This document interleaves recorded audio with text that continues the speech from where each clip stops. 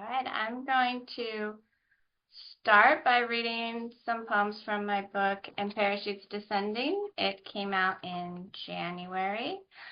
And with this book, I really wanted to show how everything is interconnected, how our body shapes other bodies, how we're shaped by bodies, organic and inorganic, as well as by time and location, all of these things coming together to make us who we are and make others who they are. And so one of the ways I did that was to have a narrative thread through the book. The speaker of the poems is a woman who left her husband. They lived in Boston. She left him to go live with an artist, Jane, in San Francisco. So that gives you context for the poems. So from the perspective of the book, she's in San Francisco with Jane, looking back on her time with her husband sometimes. Sometimes she's looking at the present. The first poem is called Boston Underwater by 2100. So the other thing that I wanted to string throughout the book was how things like climate change and global capitalism are also affecting bodies. So this one is called Boston Underwater by 2100. It is an actual news story headline. The first time my husband and I rode our bikes through the Boston Harbor Hotel's arch, a big band on the floating stage played a romantic swing burdened by trombones. And even though everything went to the rent, the grandiosity of the hotel, the rotunda, the yachts in their slips, was our grandiosity. We were easily drinking champagne while discussing Dean Martin's 10,000 bedrooms, because our belief in love was earnest and all we needed. But now the stage is sinking with the rest of our created history. Wistful walks past Alexander Hamilton on Comm Ave, lavender lemonades in Copley Square, the Union Oyster House, our initials carved in stall 19. Once the rain, its tiny pressure on your scalp, like ants passing the door of a tobacconist. Now the superstorm, the surging tides. Now you and I, the satiated bedroom guests we never were, alongside the rest of the humans, wanting more and more from the collapsing ground. Now Faneuil Hall and every corner where we met and kissed, where 1,000 others met, conspired, or exchanged, each body believing their plot the most paramount, each forgetting history and story emerged from the same word, I-story. Now and always forgetting, we build our cities to house myths, our histories to house cities. Soon the sea will claim this reclaimed land, sending these few fragments forever to the drink, leaving the cities, leaving our love to become something else.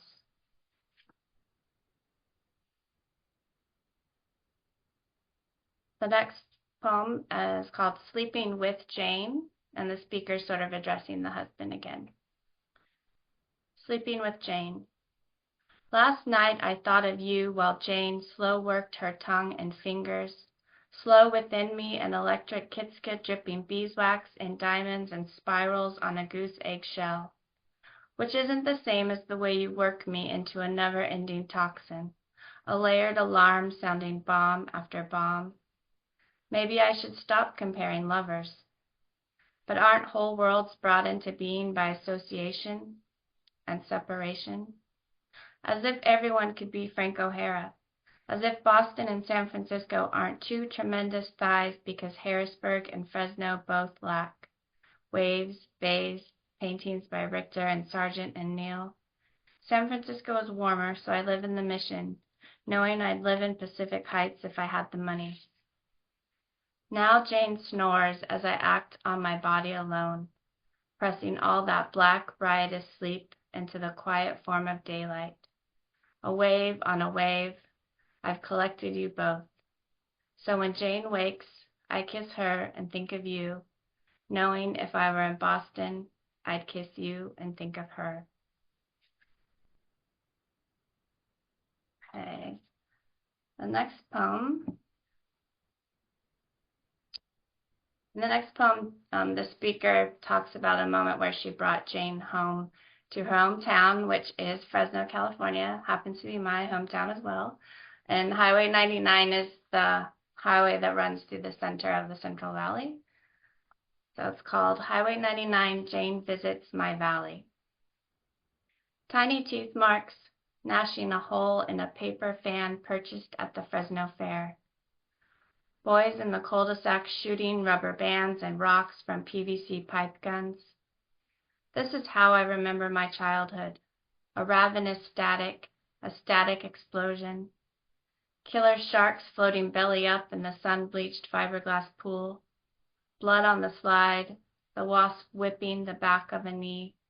The smell of a rattlesnake stripped of its skin, the metal barrette, the light socket. When Jane was in the bathroom and my mother told me to leave Jane, go back to the husband in Boston, because you are not a lesbian. I didn't remind my mother of her own infidelity, the mother-daughter shopping trips to meet her lovers in San Francisco. I didn't say, I never said I was a lesbian. There was only rubble, Jane bending to pick out a scrap of painted shirt as if it were soiled ivory, from a grand piano, possessed of us both and ruined now.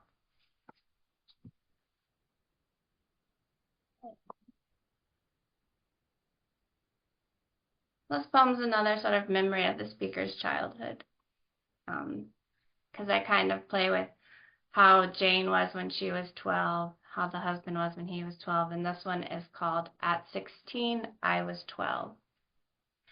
At 16, I was 12 in both body and skill, so that I dropped a note inviting Danny Shubin to the Sadie Hawkins dance and later, after the school gym, found myself pulling his hard cock on top of a guest house out in the country. On the roof of a smaller house next to a big house next to the other big houses next to the golf club. Weeks before, I asked and he said yes, so with money my mother didn't have, I bought matching outfits, Vans, plaid flannel shorts, and Stussy sweatshirts, classic middle California, valley locked, in surf-style clothes. I found myself pulling his hard cock on an outdoor chaise on top of the guest house, or maybe the pool house, a boy and a girl who'd exchanged less than 3 words in their entire lives because I was a girl whose mother did not teach her to speak. So I pulled and pulled at what I didn't know. I only knew his body was tan water polo muscle, and his mother's photo hung in the school's main office. She died 4 years ago, Danny at 12.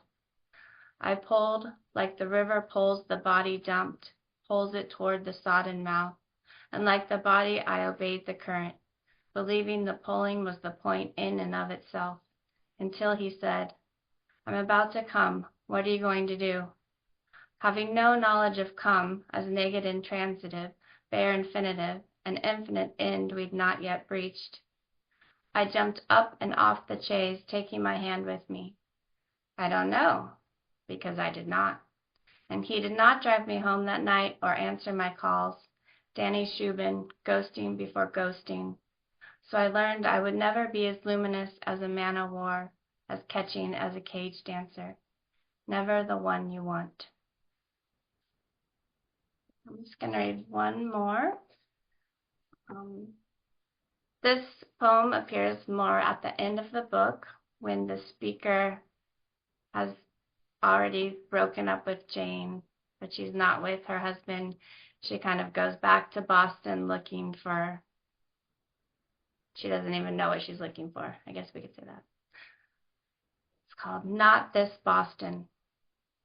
Bored of my intentional community and all the California artists pretending to keep bees, I went back, longing to see the same city, walked every sidewalk, and waited to feel summer of '07 happy.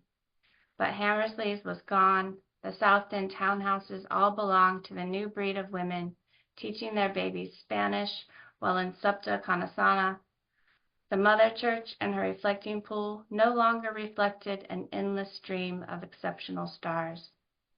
Everything a dull, sickly, tympanic membrane. So to the north end.